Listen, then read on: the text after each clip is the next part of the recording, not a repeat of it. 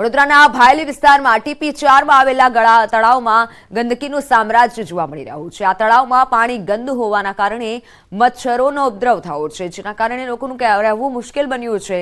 તળાવમાંથી દુર્ગંધ આવતી હોવાથી રહીશો ત્રાહિમામ પોકારી ઉઠ્યા છે। તળાવના ગંદા પાણીના કારણે રોગચાળો ફાટી નીકળવાનો ડર રહે છે। આ મામલે રહીશો તળાવની સાફ સફાઈ કરવા, આજુબાજુમાં દવાનો છંટકાવ કરવાની માંગણી કરવામાં આવી છે।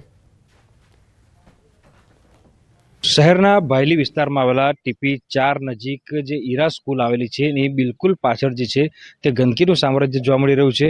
ઉલ્લેખનીય બાબત છે કે અહીંયા આસપાસ અનેક સોસાયટીઓ આવેલી છે અને સોસાયટીના રહીશો જે છે તેઓ ઘરમાં પણ રહી શકતા નથી। એ હદે જે દુર્ગંધ છે તે આ વિસ્તારમાં આવી રહી છે।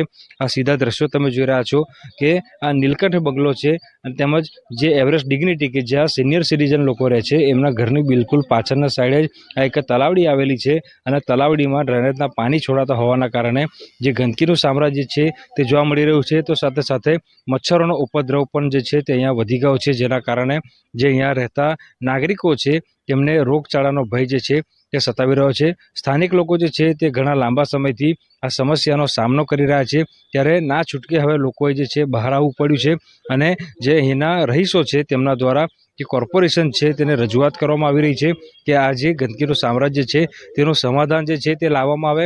એટલે ટૂંકમાં કહીએ તો આ જે તલાવડી છે કે જેમાં તમે ગંદકી જોઈ રહ્યા છો, એ તલાવડી જે છે તે વહેલામાં વહેલી તકે સાફ સફાઈ કરવામાં આવે, જેથી અહીંયા જે મચ્છરોનો ઉપદ્રવ છે તે દૂર થઈ શકે। તો સાથે સાથે જે દુર્ગંધની સમસ્યા છે તે પણ દૂર થઈ શકે તેવી જે રજૂઆત છે તે સ્થાનિક લોકો જે છે તે કરી રહ્યા છે।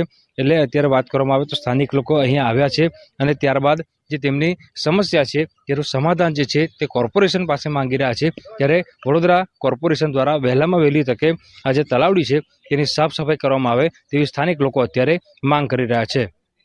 હાર્દિક દીક્ષિત, ન્યૂઝ 18 ગુજરાતી, વડોદરા। કોર્પોરેશન આને કંઈક વ્યવસ્થા કરે, પાણી નિકાલ નહીં કરે અથવા ચોખ્ખાઈ નહીં કરે અથવા તો એને દવા છાંટવાનું કરે, જે કંઈ એમને યોગ્ય લાગે એ કરે।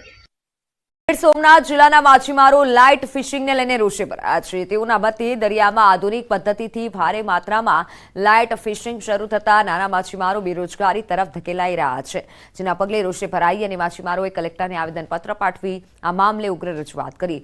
સાથે સરકાર સમક્ષ માંગ કરી કે આવનારા દિવસોમાં આ મામલે સરકાર કડક કાયદો બનાવે અને જો તેઓની માંગ નહીં સંતોષવામાં આવે તો ઉગ્ર આંદોલનની પણ ચીમકી ઉચ્ચારી છે। ગુજરાતના અને ગુજરાતને લાગુ પડતા ભારતીય દરિયાઈ સીમામાં માછલીનું મોટા પ્રમાણમાં નિકંદર કાઢી રહ્યા છે એ લોકો અને ગેરકાયદેસર ફિશિંગ કરી રહ્યા અને ગુજરાતના માછીમાર અને એની સાથે લાખો ધંધાર્થીઓ આજે બેરોજગાર થવા જઈ રહ્યા છે। સરકાર કેન્દ્ર સરકારમાં અને આની કોઈ કાયદાની રજૂઆત નથી કે આમાં હું નિયમ અને એક્શન શું લેવા અને કલમ શું લેવી, એટલે કેન્દ્ર સરકાર અને ગુજરાત સરકાર ભેગા મળી અને આમાં કાયદો લાવે તો આ લોકો બોટનું કંઈક કડક કાર્યવાહી થાય એમ છે।